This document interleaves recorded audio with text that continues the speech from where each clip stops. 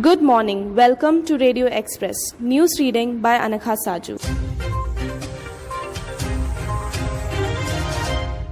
The Ministry of Home Affairs is yet to frame rules on Citizenship Amendment Act 2019 or inform the Parliament about the delay in doing so, even though it has been more than 6 months since the Act was passed by the Parliament. Without rules being notified, the Act cannot come into force or be implemented.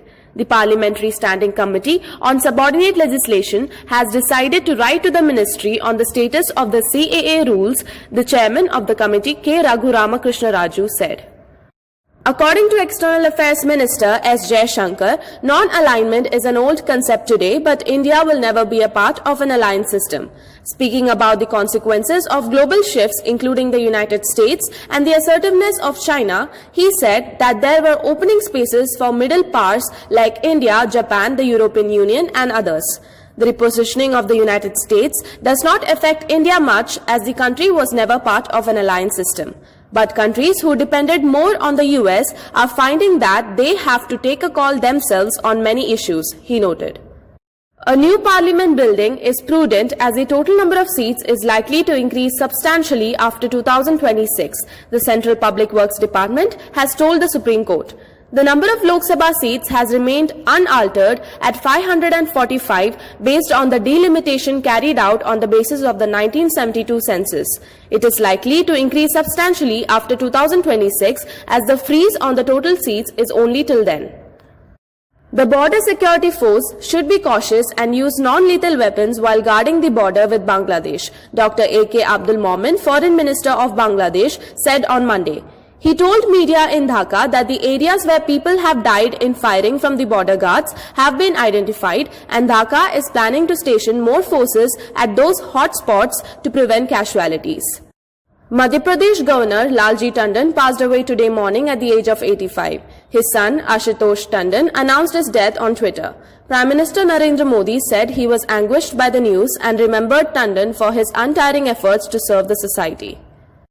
The Indian Air Force on Monday announced that the first batch of 5 Rafale fighter jets will come to India from France by the end of July. India has bought 36 Rafale jets in a deal worth 7.87 billion euros. In a statement, the Air Force said that the jets will be inducted at the Air Force Station in Ambala on July 29th, subject to weather. No media coverage is planned on arrival, but the final induction ceremony, which will take place in the second half of August 20, will be covered by the media.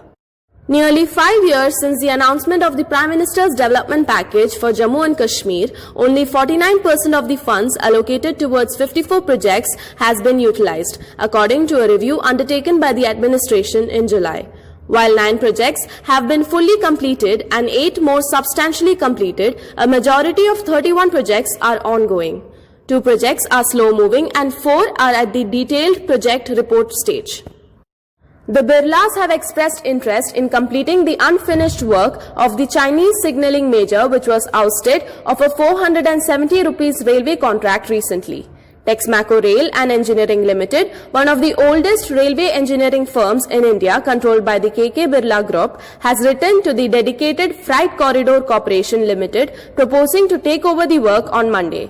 A top company executive said that the offer to step in was in national interest, but the financials of the balance work would depend on how much of the Chinese signaling system already installed is compatible with other systems like that of the Japanese. Thank you for being with us.